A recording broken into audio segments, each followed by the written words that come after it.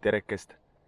Tänane muinasjutt on pärit Küproselt ja see räägib kärbsest, kes tahtis koolis õppida. Elas kord kärbes, kelle unistuseks oli koolis õppida. Kord istus ta kooli aknalauale ja hakkas kuulatama, mida õpetaja õpilastele räägib. Õpilased õppisid aga parajasti ühte naljalaulukest. Tili-lili-luu, eesel rumal juu. Kärbes õppis selle laulukese kiiresti pähe ja ütles enesele: nüüd olen ma küll juba küllalt tark. Lähen teisi loomi ja putukaid ka õpetama.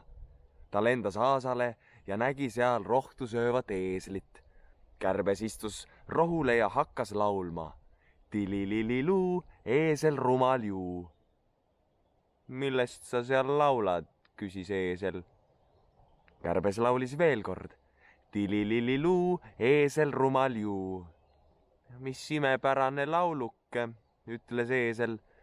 Ma olen kahjuks vanaks jäänud ja natukene kurdiks. Ega kuule enam nii hästi.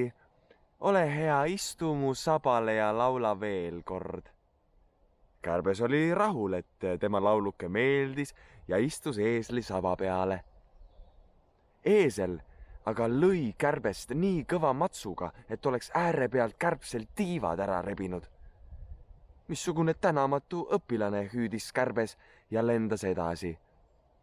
Ta lendas tiigi kaldale. Tiigis aga ujus laisalt karpkala. Kärbes hakkas magusa häälega laulma.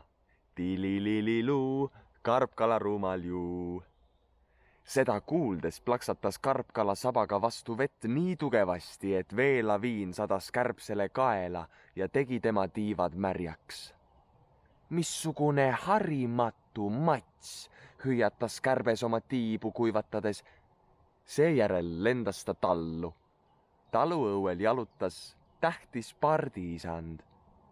Kärbes istus pardi nokale ja laulis. Tili-lili-luu, part on rumal juu.